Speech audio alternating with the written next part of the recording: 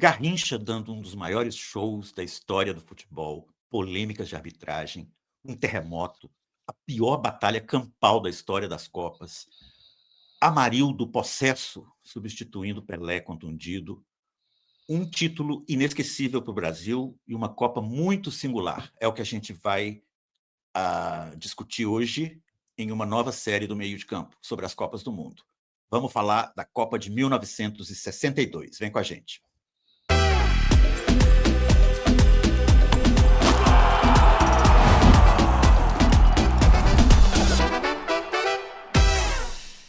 Bom dia, boa tarde, boa noite para quem está conosco aqui no Meio de Campo, o futebol e sua história. Vamos falar da Copa de 1962 hoje.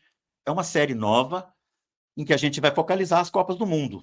As 22 Copas do Mundo já jogadas. E escolhemos para começar a Copa de 62, o bicampeonato da seleção brasileira. Vamos lá, Diego. Bom dia. E é uma Copa muito particular, né? Com várias coisas singulares sobre ela. Alô, alô, bom dia, boa tarde, boa noite. Tudo bem, Delber? Estamos aqui de volta, né, com mais um episódio. E hoje começando essa série que a gente quer manter aí por um bom tempo. Vamos tentar falar de todas as edições das Copas do Mundo até hoje, né, chegando já na Copa de 26, ano que vem. Vamos começar com essa Copa de 62, no Chile.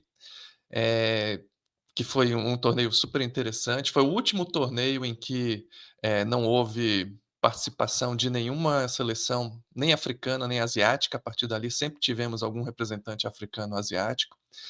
E para início da conversa, vou falar um pouquinho sobre como é que foi a escolha, né, da sede, porque as duas últimas Copas anteriores, em 54 e 58, tinham sido na Europa, né, na Suíça e depois na Suécia. E os países sul-americanos estavam, então, solicitando, né, que a Copa de 62 acontecesse aqui no nosso continente. E houve uma disputa, porque a Argentina, desde a década de 30, já vinha repetindo sempre esse pedido de que elas fossem a sede da Copa. Em 38, né, mas naquele momento ali a FIFA acabou escolhendo a França. Os argentinos já se sentiram preteridos. Depois veio a guerra, a Copa de 50, novamente a Argentina quis ser sede, mas o Brasil acabou sendo escolhido. E nesse momento agora, mais uma vez, a Argentina solicitou colocou a candidatura, mas o escolhido acabou sendo o Chile, né? Num congresso da FIFA que aconteceu em Lisboa, em 1956, houve a apresentação das candidaturas e houve uma situação que ficou famosa porque o representante da AFA, né, da candidatura argentina, Raul Colombo, ele disse que a Argentina já estava pronta, né, Tinha tudo. já tinha tudo. Aquela típica arrogância argentina disse: nós já estamos prontos, nós já temos tudo, podemos fazer a Copa amanhã. E o representante chileno, o Carlos Ditbor, falou uma frase que ficou famosa, que foi: nós não temos nada, por isso faremos Não tudo, temos nada, por isso lo haremos todo. o haremos todo. E com isso, o Chile, surpreendentemente, acabou sendo escolhido, né, por uma margem boa de votos, 30 e tantos votos a 10, se não me engano. E, surpreendentemente também, a Argentina decidiu não boicotar a Copa, como ela tinha feito em 38, mas vai estar presente, vai jogar a Copa. E aí começam os preparativos, né, para a realização da Copa. Porém, em 1959, o terremoto ocorre em 59, a data não me 60. lembro, em 60. 1960, né, vem um terremoto que foi até hoje, historicamente, o terremoto mais forte registrado na escala Richter, né, 9,5 graus, um terremoto realmente estrondoso, que tem um epicentro ali próximo de Santiago, mas que acaba criando uma série de tsunamis, que inclusive vai bater lá no Havaí, Uhum. vai se espalhar por todo o Oceano Devastação Pacífico. total, né? Essa é a E eu disse, 9,5 na escala Richter, devastação total. destruiu o litoral chileno todo. E os chilenos, então, se pegaram com essa frase, né, como não temos nada, faremos tudo, e conseguiram reconstruir o país. Inicialmente a ideia era que, a Copa tivesse 8 sedes, não foi possível, acabaram fazendo uma Copa só com 4 sedes, e assim chegamos, né, pra Copa do Mundo. Ah, São 16 times, ainda a Copa ainda era disputada com 16 seleções. Como eu falei, não havia nenhuma seleção nem da África, nem da Ásia. Elas disputaram as eliminatórias, mas houve ali uma repescagem intercontinental. O time asiático, ele jogou contra o time europeu, e o time africano também. Ah, Pela África era Marrocos e pela Ásia, Coreia do Sul, mas foram eliminados, então não houve nenhum time desses continentes. Houve 5 times sul-americanos, Chile, país sede, o Brasil, atual campeão naquele momento, né? A Argentina, como eu falei, estava presente, Uruguai também, e a Colômbia, que foi uma seleção que fez a sua estreia, jogou pela primeira vez uma Copa do Mundo naquele momento. Na América do Norte, o México esteve presente, e os demais participantes, os 10 outros participantes, foram todos europeus, dentre os quais é de notar também a Bulgária como um país estreante. Pela primeira vez, a Bulgária esteve presente. Eram 5 ocidentais e 5 da cortina de ferro, né? Exatamente. Então, Alemanha, Itália, Inglaterra, Espanha e Suíça, exato. e União Soviética, Iugoslávia, Bulgária, Tchecoslováquia e Hungria, né? Perfeito. Então, já que você pegou a palavra, vamos agora falar um pouquinho, de algumas seleções que a gente gostaria de destacar, né. Como é Isso. que elas jogavam e quais foram as seleções que chegaram na Copa como favoritas e quais se mostraram, né, bem. O Então Brasil vamos chegou começar por como qual? favorito, Vamos né? começar O pelo Brasil Brasil. chegou como favorito. Deixa eu só destacar nessa introdução sua que, assim, a gente poderia debater se existe uma arrogância tipicamente argentina, né? O que a gente sabe Sim. historicamente é que, durante o peronismo, a Argentina adotou uma postura isolacionista, né? Ela não veio à Exatamente. Copa de 50, ela não foi à Copa de 54, ela não participou do Sul-Americano de 49, que foi no Brasil. Polêmicas várias no interior da sociedade argentina fizeram com que a política que predominasse naquele momento fosse o isolacionismo. Na Copa de 62 já era outro governo, né? Já é um outro contexto Tem político, o peronismo. o golpe de 55, né, o peronismo Em derrubado 62 já estamos, digamos, entre e aspas, em democracia com eleições, ilha presidente, e etc. Enfim, e a vamos ao Argentina ponto. volta em 58, né, mas Volta eles em têm uma 58, isso. grande 58 já surpresa, era, já era uma derrota fragorosa em 58, né. apanha feio da Tchecoslováquia, que é o Uhum, grande maracanaço deles, né, no sentido de exato. a queda da autoestima. Mas, enfim, vamos então a 62. Em 62 é importante dizer, Diego, que a gente reviu, né? Eu revi muitos e muitos jogos dessa Copa. A gente tem quase toda a Copa, não é a Copa inteira, não. Tem alguns países, inclusive, Uhum. faltam mais que outros. Mas do Brasil a gente tem todos os jogos, com a exceção do 0-0 com a Tchecoslováquia na primeira Na fase. primeira fase.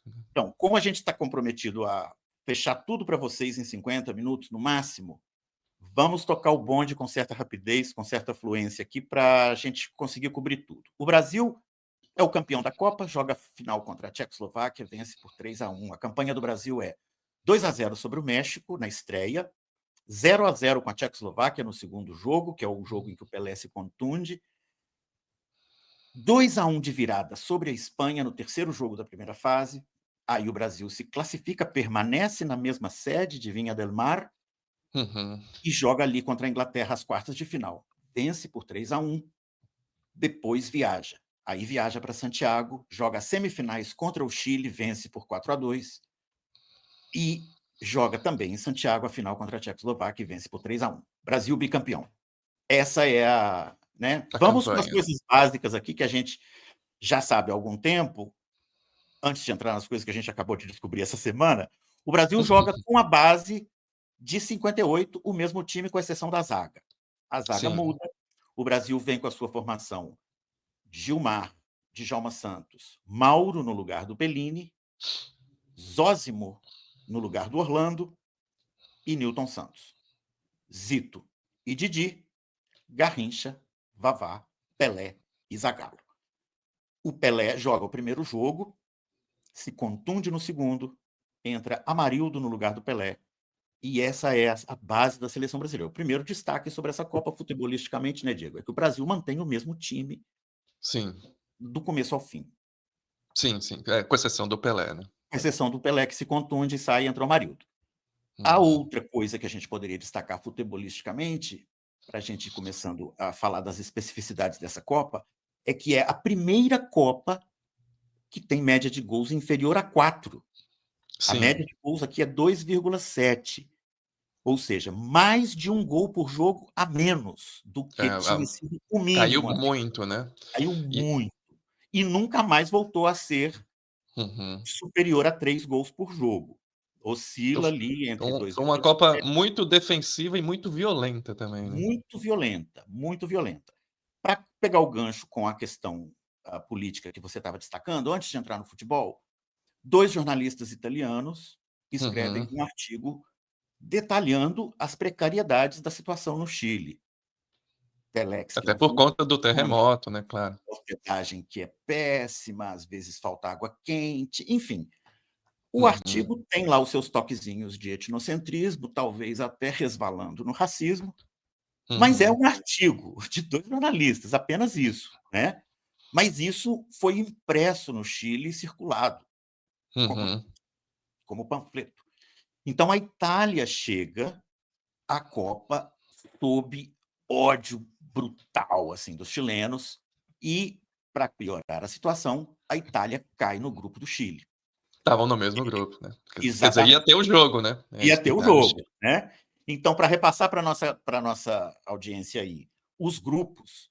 Grupo 1, União Soviética, Iugoslávia, Uruguai e Colômbia. Nesse grupo, os 2 sul-americanos caem fora, são Uhum, derrotados, passa a União uhum, Soviética em primeiro, a Iugoslávia em segundo. O grupo 2, que é um dos grupos, que é o grupo em que você vai ver as porradas e os jogos duros e feios com mais frequência, é o grupo do Chile. Alemanha, Chile, uhum, Itália e Suíça. Nesse grupo passa um europeu, a Alemanha Ocidental, em primeiro, e o Chile uhum. em segundo. O Chile ganha da Suíça, ganha da Itália, perde da Alemanha e passa em segundo lugar. Nós vamos É, falar do jogo Itália claro, e o time da casa, né, então com é, muita, eh, com muita força ali da ajuda da torcida, torcida, sim. exatamente. Jogando em Santiago, ou seja, no Estádio Uhum, Nacional, 70.000 pessoas, etc. O grupo 3 é o do Brasil. O Brasil passa em primeiro, mas na bacia das almas, porque se não fosse por 10 minutos da virada contra a Espanha, poderia ter ficado sim. fora.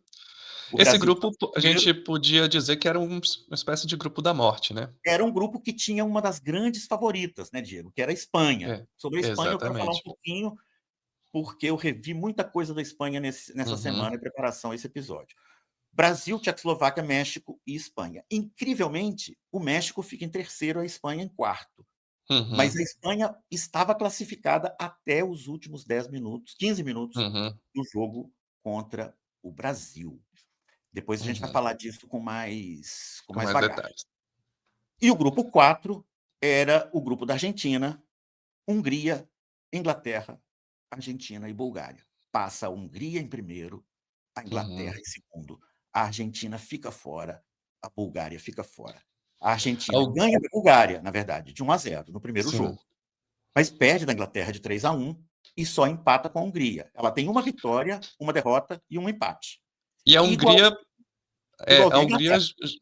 a Hungria passou em primeiro, mas já não era mais aquele time fantástico Não que era havia aquele. encantado o mundo nos anos 50, né. É, passa em primeiro, mas com jogos bem mais feios, etc. Uhum. É de se destacar, Diego, que a Inglaterra também passa Sim. com uma vitória, um empate e uma derrota. A Inglaterra Sim, eles perde da ficam Hungria empatados, né, de dois em a um, pontos. vence a Argentina por 3-1 e empata com a Bulgária por 0-0. Ou seja, É, no saldo de gols, que não era o critério era goal isso, average, que é a divisão exato. gols feitos pelo número de gols sofridos, que não é a Isso mesma coisa talvez de seja saldo talvez de gol. interessante, mencionar isso, porque, o goal average ele foi usado nessa Copa pela primeira vez, que até então precisava de uma partida de desempate, né. Isso. E depois acabou a gente hoje em dia é acostumado a pensar no saldo de gols, né. Inglaterra e Argentina elas ficam empatadas, se fosse pela decisão do saldo de gols, também a Inglaterra passaria da Também a mesma Inglaterra forma. passaria. O ponto central é que a Inglaterra ganhou da Argentina de 3-1 Uhum. e a Argentina ganhou seu jogo só de 1-0. Então Basicamente só essa para é explicar rapidinho para o pessoal, quer dizer, o saldo de gols que a gente conhece você pega os gols marcados e diminui os gols sofridos, temos o saldo de gols. O goal average era uma divisão, então era você o divide gol o número de gols feitos pelos pelo número de gols sofridos, o que no final exato, pode dar, não necessariamente dá, mas pode dar um resultado diferente do saldo de sim. gols. Vamos E falar dos também times?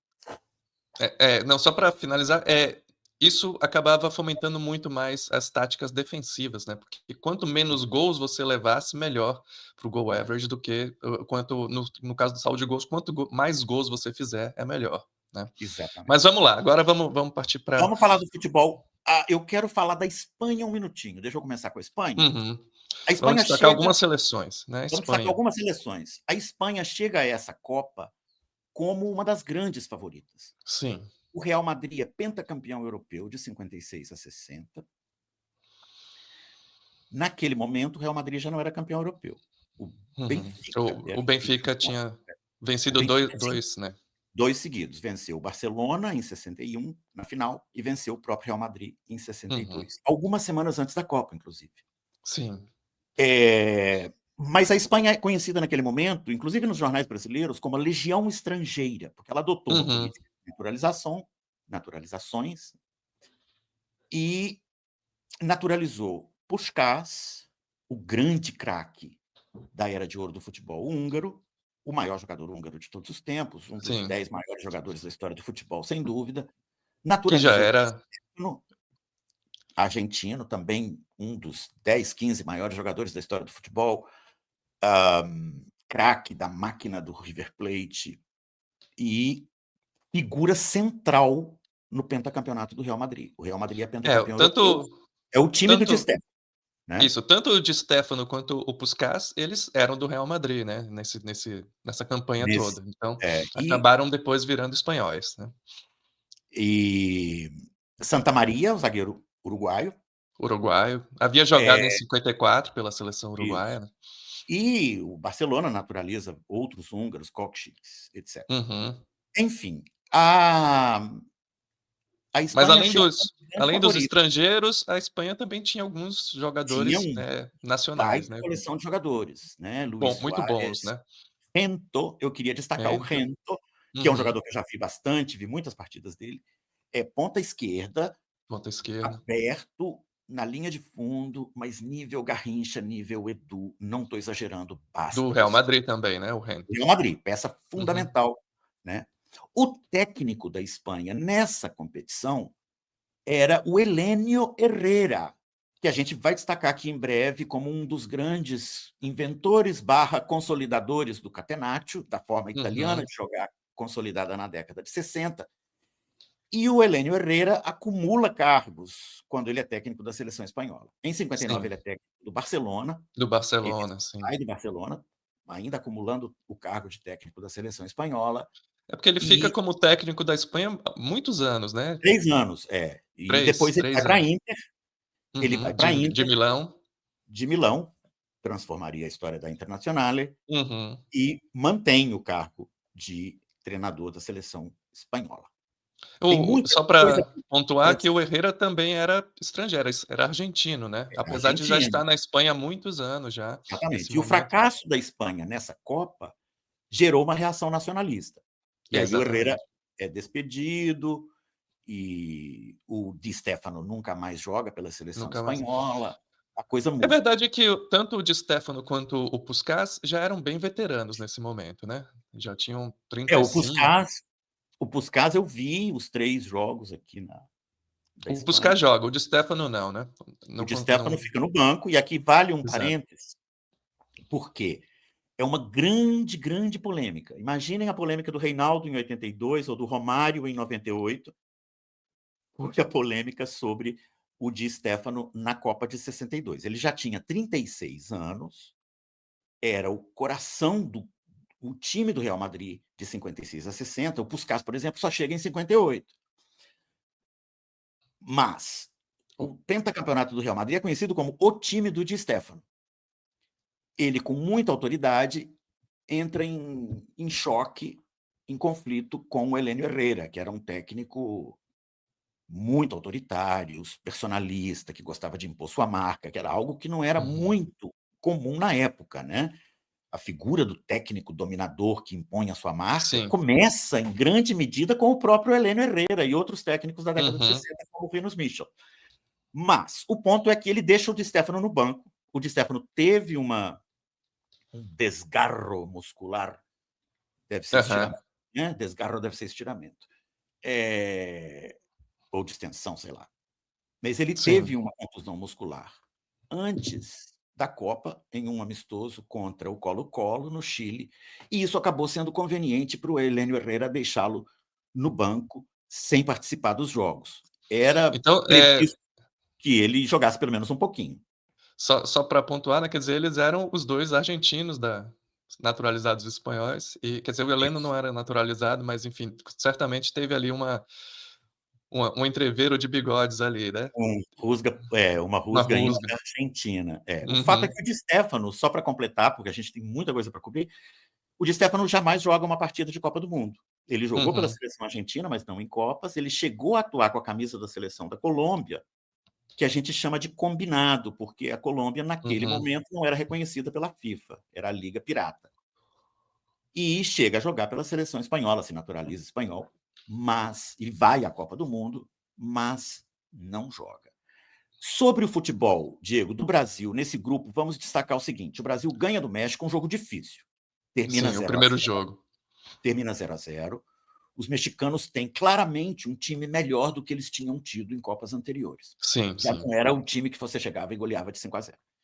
O Uhum. Brasil ganha tração no jogo no segundo tempo, vence de 2 a 0 e vai para a segunda partida com a Tchecoslováquia, em que essa aí a gente não tem o videotape completo. A gente No tem jogo do México, acontece o único gol do Pelé na Copa, né, então acho que exato, é esse é um legal golaço. O mencionar. segundo É. gol, o primeiro Uhum. gol é o Pelé que cria, caindo pela Sim, sim. direita para escapar da marcação, ele cruza e o Zagallo dá um peixinho maravilhoso. Uhum. Parênteses, eu vou fazer vários parênteses sobre os jogadores na medida em que eu for falando, beleza? Fica à Uhum. vontade para entrar também. Vamos lá. Zagallo é absolutamente essencial nesse título, mas é essencial mesmo, basta ver os jogos. Uhum. O Zagallo é um cara que a gente vai criticar aqui como técnico, mas como jogador, ele sem dúvida é subestimado, porque a função que ele cumpre, tem no jogo contra a Inglaterra, tem o Zagallo fazendo corte, não no Uhum. escanteio contra o Brasil, não, em bola rolando contra o Brasil, cruzada na Uhum. área, é o Zagallo que tira de cabeça. Então, aproveitando que você está falando do Zagallo, o Brasil joga no 4-2-4, mas sempre com o Zagallo recuando, era quase um 4-3-3 em muitos sentidos, Isso. né. E, muitas seleções ainda estão jogando no WM, né, então essa Copa é uma Copa um pouco de transição em termos táticos, né, algumas seleções já estão no 4-2-4 e outras ainda mantendo o WM, né. Isso, inclusive Então é difícil de saber, porque sim. a bibliografia sobre isso não é muito boa, o que, né? E a gente tem certeza sobre algumas coisas. Por exemplo, Uhum. eu posso lhes dizer que a Inglaterra jogava no WM, sem dúvida. O jogo Uhum. Brasil-Inglaterra, que é um 3 a 1, na minha opinião, a melhor partida da seleção brasileira na Copa, Sim, nas quartas de final, né. nas quartas de final. A transmissão que nós temos é da BBC, contemporânea ao jogo. Eu gosto Uhum. muito dessas que são contemporâneas ao jogo, porque você entende como as pessoas pensavam o futebol naquele momento, né? Algumas Sim, transmissões são um uma voz muito gravadas depois. superior, gravada É. depois. Esse jogo, o locutor da BBC, que entende muito de futebol, você vê que é um cara que está acostumado a narrar, ele diz: "Os brasileiros marcam espaços em vez de homens". Ele está falando, evidentemente, da marcação por São zona, por zona. Então, quer dizer, para certo? eles era uma coisa que ainda era novidade, quer dizer, tanto Marcação a por linha zona nem tinha nome ainda, exato. né, nem tinha sido batizada de marcação por zona. E também a linha de 4, né, ele nota A isso linha de também. 4, ele nota isso, os brasileiros jogam com uma parede de 4 homens na frente do seu goleiro, Uhum, e a Inglaterra não consegue penetrar. Ou seja, apesar do Brasil uhum. ser um time muito ofensivo, ele é muito sólido defensivamente, né, Defensivamente. Uhum, é muito sólido. E vamos destacar aqui entre os jogadores brasileiros, é muita coisa que a gente tem para cobrir, né. O Zósimo, uhum.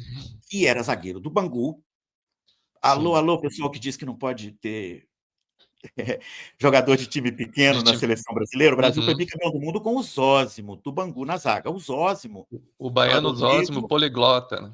que era o único poliglota do time, né. O Uhum, Zósimo transitava bem, assim, em outras línguas, em inglês, espanhol, uhum, se virava em italiano, e ele fez uma Copa soberba, soberba. A zaga do uhum, Brasil muda de Bellini e Orlando para Mauro Ramos e Zósimo. O Bellini vai à uhum, Copa como reserva, o Orlando não. uhum. Então, como você destaca bem, o Brasil jogava no 4-2-4, agora era um 4-2-4 menos 4-2-4 que o de 58, já era um Sim. 4-2-4 que evoluía para o 4-3-3, porque o Zagallo entra naquela função ali de voltar e fechar o meio-campo soberbamente. O Brasil Uhum. sempre tinha superioridade no meio-campo, apesar, por exemplo, de enfrentar a Inglaterra, que estava jogando no WM com uma linha Isso de era 3. isso era e dava uma característica da seleção, né, porque os times brasileiros nesse momento, o Santos, por exemplo, né, jogavam num 4-2-4 com pontas abertos, né, mas Com na os 2 pontos seleção abertos, mas no Santos quem voltava era o Mengalvio. O uhum, Mengalvio, quando você vê os velhos videotapes do Santos, você vê o Mengalvio muitas vezes atrás do Zito.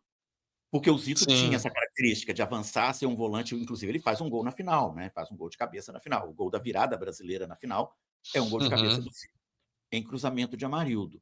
Então alguém voltava, alguém Sim, recompunha de um jeito. O Mengalvio era, para todos os efeitos, um jogador de meio de campo. contenção. É, era um Uhum, meio-campista de contenção, mais até do que meia atacante, digamos. Bem menos meia atacante do que o Didi, por exemplo, vamos dizer assim. uhum. Bom, então, o Brasil se classifica nesse grupo. Vamos explicar a coisa da Espanha, porque a Espanha joga muito bem. Sim. Só para fechar essa parte da Espanha, eles jogam muito bem contra a Tchecoslováquia e perdem de 1-0. A partida que o goleiro da Tchecoslováquia faz Uhum. contra a Espanha é uma coisa absurda. William Cruyff. Cruyff faz, ele inclusive falha contra o Brasil na final, né? 2 Sim. vezes. Ele não fecha o canto próximo do Amarildo no primeiro gol e solta a bola no pé do Vavá no terceiro gol. Sim, sim. Esse Atrapalhado pelo gol é sol, no cruzamento do Djalma Santos, atrapalhado pelo sol, ele solta a bola no pé do Vavá. Mas contra a Espanha ele faz uma partida soberba. A partida é bem, para falar um pouquinho do futebol, de como cada seleção joga, a seleção da Tchecoslováquia joga em corredores longos, bolas longas para os pontas, uhum, em uhum. velocidade e contra-ataque. Ela se defende muito bem. Sim. A Espanha joga tocando a bola com Sol, Suárez, Puskás, que volta, distribui a bola, e ela chega, entra na defesa da Tchecoslováquia, Uhum. algumas vezes, tem algumas chances e não Mas faz o o gol.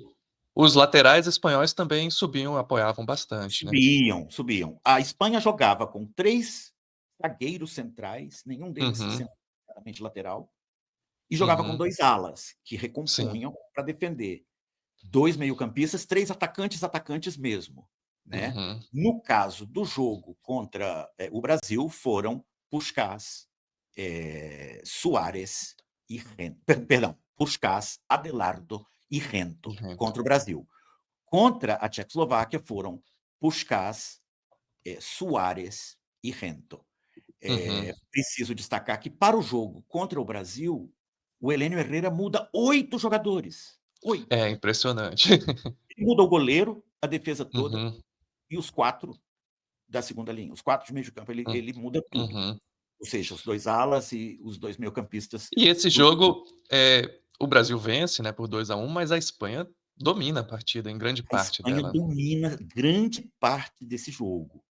Outra coisa que a gente sempre convida o pessoal a ver o jogo inteiro, né, Uhum, ver o jogo na íntegra, porque no primeiro tempo a Espanha domina mesmo. O Peiró ganha claramente a batalha contra o Didi. Didi perde uhum. várias bolas, o Didi claramente está em uma Nervoso, rotação está em sim. uma rotação menor, ele está nervoso, porque isso ele declarou, isso não é boato, ele declarou que Uhum, estava obcecado com vingar-se do Di Stéfano, sim. porque o Didi havia tido uma passagem não muito bem-sucedida no Real Madrid. Uhum, A situação, as razões pelas quais não funcionou o Didi no Real Madrid são muito complexas, não dá para a gente entrar nelas aqui, né. Sem dúvida, uhum, algum componente racial teve, uhum, mas, depois de ver tantos jogos, também acho que, sem dúvida, teve uma questão de ritmo. O que o Di Stéfano dizia sobre o Didi é que o Didi era lento demais e perdia a bola uhum, demais, e quando perdia não corria para recuperar. uhum. E é a pura verdade. Basta ver os jogos, né. Só Uhum, que ele era genial com a bola nos pés. uhum, Quando ele perdia a bola, se vocês vão ver o Didi sendo desarmado nessa Copa dezenas e dezenas de vezes, basta assistir os jogos. O fato é que o Brasil tinha um esquema de recomposição atrás do Didi, que fazia com que a perda da posse de bola não custasse tanto. Então o uhum, Brasil, com frequência, perdia a bola, mas com frequência recuperava rapidamente, né, porque tinha uma linha de 4, tinha o Zito que mordia, etc. O uhum. fato é que, para resumir a história toda, o Didi está obcecado com se vingar do Di Sim. Stéfano. E o Di Uhum. Stéfano nem estava em campo, né. Exato. O fato é que a Espanha, dá para dizer com certa isenção, digamos, que a Espanha domina a maior parte do jogo, Uhum. dá para dizer isso. É, E é, aí tem quando a Espanha vai para o intervalo ganhando de 1-0, né, e aí no segundo tempo, no final do jogo, aos 72 minutos e depois aos o Brasil 86, consegue virar. o Brasil vira, nos últimos 20 minutos de jogo. Mas quando tá 18 1-0 a partida, ainda tem a famosa cena do pênalti, né, do Nilton Santos. Exato. Agora vamos falar então a questão do pênalti, do gol anulado da Uhum. Espanha, da arbitragem e Sim. dos méritos do Brasil, né. É, exatamente. Para o pessoal entender essa confusão, Diego, é melhor explicar a situação que estava o grupo, certo? Quando o Brasil jogou com a Espanha. Uhum. Muita gente se confunde com isso, dizendo que o Brasil teria se classificado mesmo perdendo para a Espanha, porque a Uhum. Tchecoslováquia perdeu do México e Porque se você foi o último jogo, né, foi o o último último jogo. Se jogo. você fizer a conta, se você fizer a conta considerando o resultado que teve Tchecoslováquia e México, é verdade que o Brasil passaria mesmo com a derrota. O que a galera Uhum. parece não saber é o seguinte: na Copa de 62 e em várias Copas posteriores, o Uhum. terceiro jogo da fase de grupos, que hoje a gente sabe que tem que ser 2 jogos simultâneos, eles não eram simultâneos. Sim, Então o sim. Brasil jogou com a Espanha antes de a Antes. Tchecoslováquia jogar Uhum. com o México. A situação do grupo, quando o Brasil entrou em campo com a Espanha, lembre que a vitória valia 2 pontos, né. Uhum. Então o Brasil tinha 3 pontos, uma vitória e um empate. A Tchecoslováquia tinha 3 pontos, com uma vitória e um empate. E a Espanha tinha 2 pontos da vitória sobre o México. Uhum. Ou seja, o Brasil podia empatar o jogo e se classificar. Uhum. Mas, se o Brasil Desde que perdesse para a Espanha, a Tchecoslováquia entraria contra o México precisando apenas de empatar, para uhum. classificar junto com a Espanha e eliminar o Brasil. Uhum. E a Tchecoslováquia perde o jogo para o México em uma situação em que ela já está classificada. Ela Sim, ela entra sabendo que está classificada e uhum. entra sabendo que, se perder o jogo para o México, vai pegar a Hungria e não a Ficaria em Inglaterra. segundo do grupo, é, exato. Ficaria em Então segundo e pegaria a Inglaterra, pegaria a Hungria. Então, se ela é, perde do México, para ela, a era batalha seguinte era bom. era mais palatável do que a batalha contra a Uhum, Inglaterra, certo? Não dá para imaginar o time da Tchecoslováquia perdendo para o México, se precisasse de um ponto. uhum. Então, o que a gente pode dizer com certeza, Diego, é o seguinte: que o Brasil estaria classificado com um empate com a Espanha, Sim. porque aí ela eliminaria ou a Espanha ou a Tchecoslováquia, e provavelmente estaria eliminado se perdesse da Espanha, certo? Uhum, Estaria uhum. provavelmente eliminado. Então é por isso que o Newton Santos, quando conta esse episódio do pênalti, ele diz: Sim. "O Brasil não seria bicampeão do mundo se eu não tivesse feito isso". Para quem não Uhum, conhece a cena, é um pênalti claro que o Newton Santos comete uhum. e ele dá um Ele passinho para fora da área, fica o juiz está fica longe, fora da área. É. fica fora da área, o juiz marca a falta fora da área em uma situação que claramente era pênalti. Mas Tem e uma logo em outra parte seguida da história que pouca gente exatamente. se lembra, né. A Espanha cobra a falta. Essa mesma falta, né, quer dizer, O Brasil foi rebate a ali bola de mesmo. cabeça. O Brasil rebate a bola de cabeça da mais ou menos da linha da pequena área até a linha chegando na linha da grande área. E na linha da Uhum, grande área uhum. o Peiró dá uma bicicleta espetacular Uma e faz coisa o segundo linda, né. gol da Espanha. Faz o segundo gol da Espanha. Ele não Uhum. comete jogo perigoso de forma nenhuma, porque não tem ninguém perto dele, Estava sozinho. e não há indício de qualquer impedimento. Ninguém estava Não, impedido, não. inclusive porque a bola veio da defesa brasileira, ela veio de uma Uhum. cabeçada, da defesa brasileira. O juiz anula o gol, por um motivo que Inexplicavelmente o gol anulado, ninguém né. entende até hoje, certo?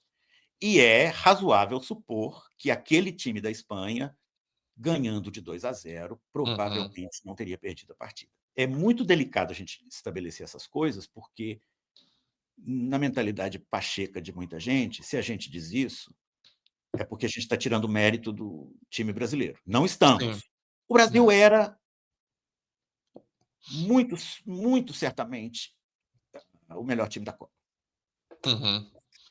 Mas é Mas isso, o grupo era muito complicado, né, e a seleção da Espanha é muito boa também, a seleção da Espanha é poderia ter muito ocorrido, boa. né. É um E a grande azar, é um grande e a azar. Tchecoslováquia também não era frágil, né, A tanto que Tchecoslováquia chega era no final muito da boa, Copa, né. se defende muito bem, ganha 2 jogos, meio feios contra a Hungria por 1-0 e depois Uhum. ganha a semifinal contra a Iugoslávia, Contra a Iugoslávia. 3-1. Uhum. Messi jogou um pouco melhor. Eh, e a Tchecoslováquia deixa uma imagem muito positiva para o futebol brasileiro, né, Diego, Uhum. porque no jogo do 0-0, o Pelé, a gente não tinha substituições naquela época, o Pelé Sim. vai mancando para a ponta esquerda Uhum. e o Masopust e os outros jogadores tchecos evitam entrar no Pelé, dar combate a ele, só Uhum. cercavam, respeitando, assim, uma espécie de respeito. E tem uma cena linda do Masopust participando da Sim. carregada do Pelé para fora de campo quando ele se contundiu, né. Uhum. Então, sobre o futebol em si e sobre as táticas, vale a pena mencionar então isso, que a Espanha joga extraordinariamente bem, Uhum. mas é eliminada. E aí no momento que é eliminada tem a reação nacionalista contra os estrangeiros. O Uhum. Herrera é demitido, o Di Stéfano nunca mais joga pela seleção espanhola, etc. Vamos passar rapidamente pelo outro grupo, o do Chile, porque Sim. ali tem um jogo que é, né, É, necessário. pra falar principalmente desse jogo Itália e Esse Chile, né. jogo, Itália e Chile, a Itália sai dessa Copa eliminada na fase de grupos, ela Uhum. perde do Chile por 2-0, ela estreia empatando com a Alemanha em 0-0 Sim. e perde para o Chile em 2-0 por 2-0 e aí já entra na última rodada desclassificada. Ganha da Suíça Uhum. por 3-0, mas não adianta nada. Eh, Mas o o jogo contra o jogo Chile fica conhecido como a Batalha de Santiago, né. esse jogo é inacreditável, É. esse jogo é Isso inacreditável. e muito por conta do contexto que você já mencionou lá dos 2 jornalistas da Isso. reportagem que eles É fizeram, uma né. reportagem e o Chile se sentiu, digamos, com seu orgulho nacional ferido, né. Uhum. Sim. Alguém teve a infeliz ideia de reproduzir o artigo em forma de panfleto e circular em Santiago Uhum. para insuflar rivalidade e raiva, etcétera.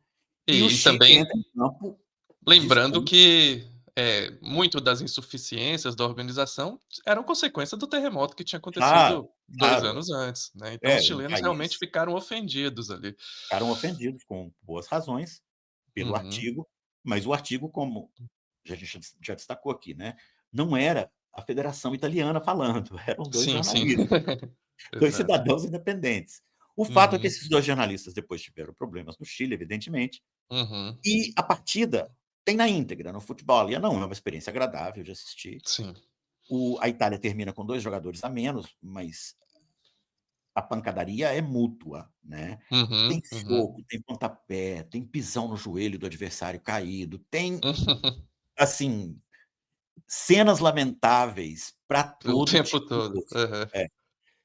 No final, com a Itália já com 2 jogadores a menos, Ramírez faz um gol aos 73, É. Toro fecha a vitória chilena aos 87, eh, Esse jogo é e na segunda rodada do grupo, né. é o E o jogo Chile chave, claro, para a pra eliminação da Itália e para a sim, classificação do Chile. É um jogo violentíssimo que fica marcado como uma das batalhas né, da história das Copas, tem algumas outras, é sim. E e depois, então, o Chile ele se classifica e vai pegar a União Soviética, né, nas quartas. Acaba vencendo também por 2-1.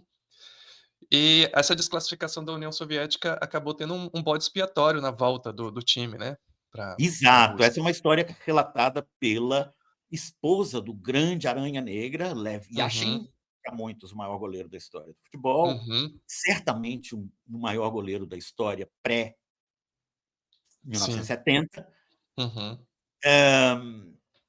e o Yashin foi apresentado como bode expiatório pela locução de rádio da agência sim, estatal soviética, certo? uhum. Os gols estão disponíveis aí, a gente pode passar para vocês. Esses gols não Não mostram nenhum teve grande frangos, fato. né. Não É. teve nenhum frango.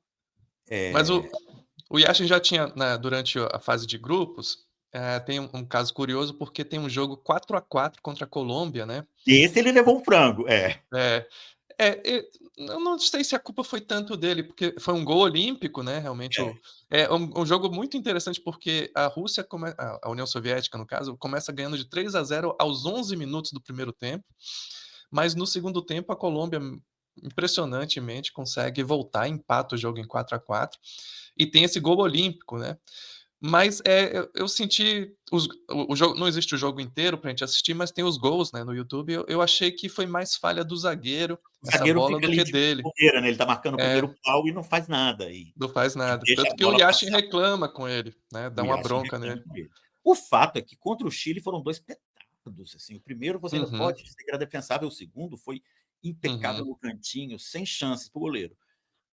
A esposa do Yashin relata que a partir desse momento ele foi, a partir da narração, né, ele foi uhum. hostilizado e, enfim, recebeu ali aquele tratamento de gelo, dado aos traidores da pátria.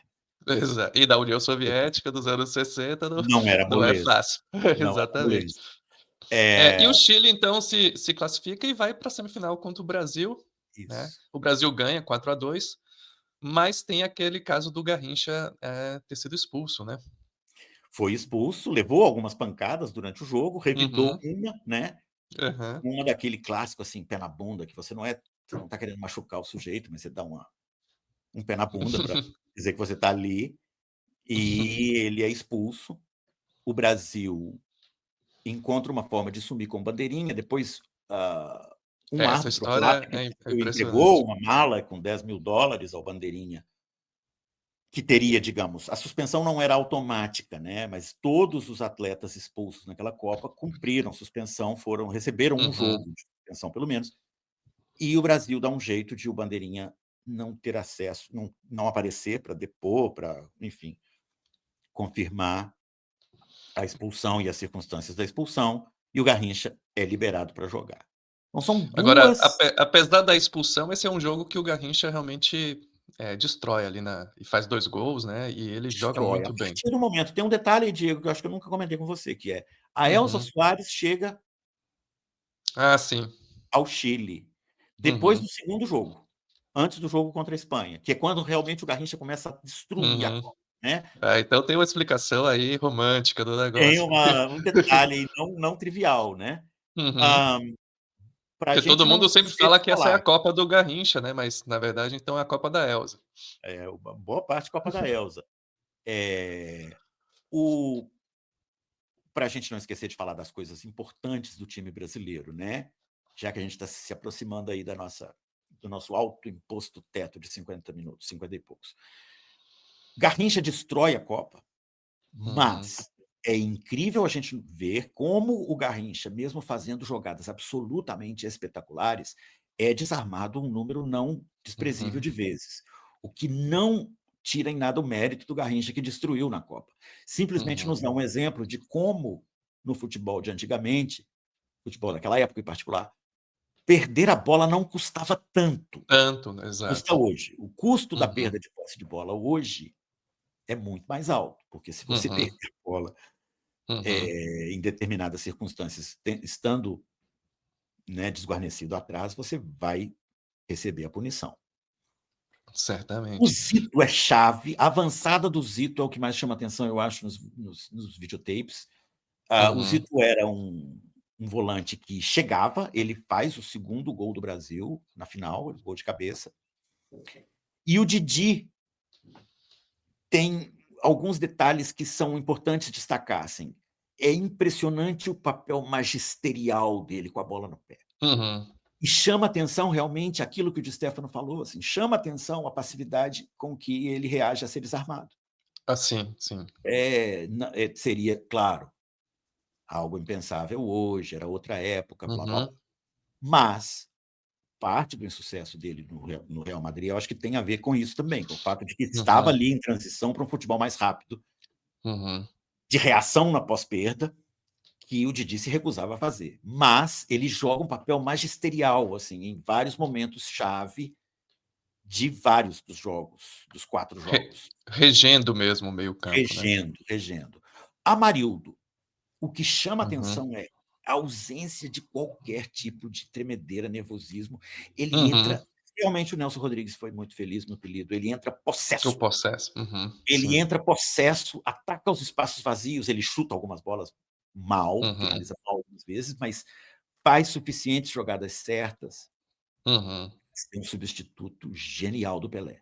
O Sim. Vavá se consolida ali como o único jogador a marcar gols em 2 finais de Em Copa do 2 Mundo, finais. né. Ele marca na final de 58, marca o terceiro gol brasileiro, na final de 62. E, de novo, queria destacar o Zagallo, a importância do Zagallo, porque a recomposição defensiva que ele faz, ocupação do meio-campo.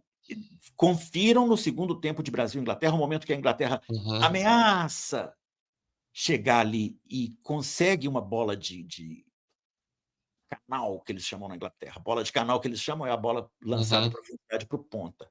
Eles lançam em profundidade na ponta esquerda, a bola é cruzada na área brasileira e é o Zagallo quem tira de cabeça na área Uhum. brasileira. Então, assim, é um Uhum. papel impressionante. Fundamental. Mais uma coisinha sobre o jogador, o Gilmar é um goleiraço. Ele estava, assim, absolutamente senhor da situação.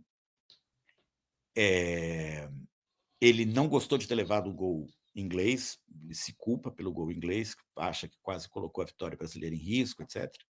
Mas ele foi chave na partida contra a Tchecoslováquia, na primeira parte, né, na fase de grupos.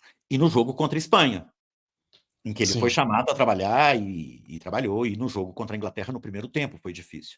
Detalhe sobre essa Copa, Diego: o Brasil só foi ao intervalo vencendo a partida na Uhum. semifinal, só. Uhum. Ele vai para o intervalo 0-0 com o México, vai para o intervalo 0-0 com a Tchecoslováquia, vai para o intervalo perdendo de 1-0 da Espanha, depois vai para o intervalo 1-1 com a Inglaterra, Sim.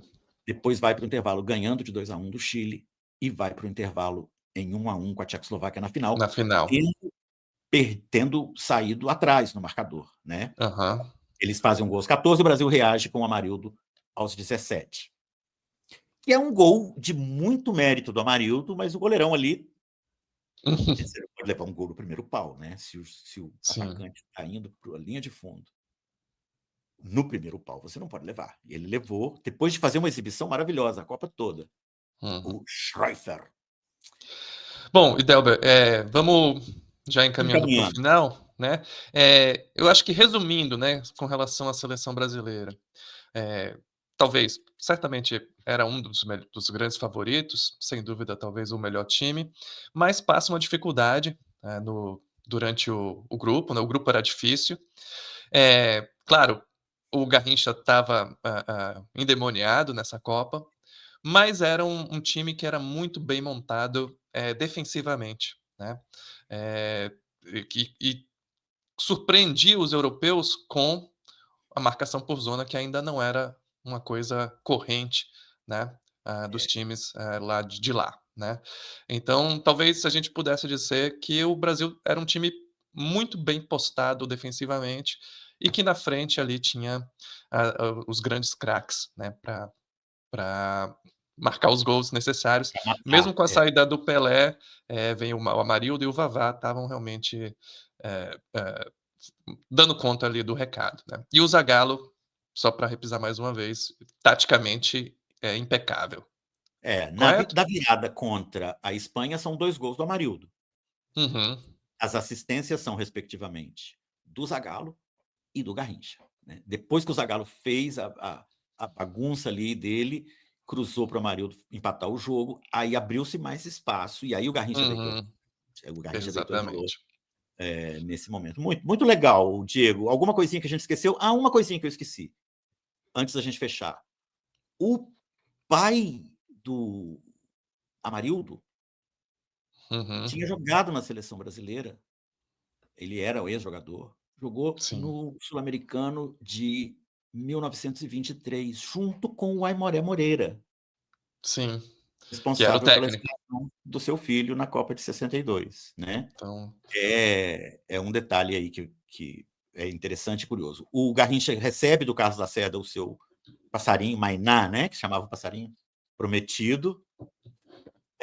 O Brasil celebra o bicampeonato, Garrincha no auge, Pelé chega contundido. É importante dizer que o Pelé chega ele dá declaração dizendo que foi responsabilidade da quantidade de jogos que ele vinha jogando entre com o 58 e Santos. 62. O Uhum, Pelé joga uma média de 84 jogos sim, por ano, coisa é, que, se contar as viagens, que eram muito mais longas, e o claro, fato porque de era com frequência e jogar viajava o mundo inteiro, né. na Europa, às vezes até na África ou na Ásia, Uhum, o número é brutal. Então o Pelé tem uma contusão, digamos, de natureza claramente muscular, né. exatamente, Então é isso, o Amarildo entra e se consagra, né, se consagra nessa exatamente. Copa. Taticamente, é isso, linha de 4, marcação por zona surpreendendo europeus, recomposição do ponta esquerda, transformando o Uhum, 4-2-4 em 4-3-3 e um ataque avassalador, né. É isso, né, cobrimos o essencial? maravilha, acho que sim. Vamos finalizar então por aqui, fechar a tampa.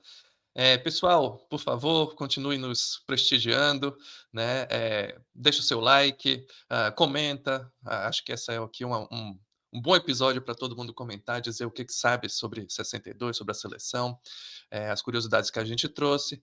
Estamos aqui com o nosso, podcast Meio de Campo Futebol e Sua História, toda sexta-feira no canal do Meio, e semana que vem temos mais. Não é isso, Delber? A gente se vê por aí. Boa tarde e até a próxima. Um abraço. Você aí, você sabe como ficar ainda mais perto da gente? Com o Meio Premium, é com essa assinatura que você tem acesso ao melhor do meio. Reportagens e análises exclusivas, documentários e séries no streaming, desconto nos cursos, novidades de bastidores em primeira mão. Quem toma boas decisões precisa estar bem informado e não apenas consumir notícia, né? Clica no link na descrição e experimenta o Meio Premium.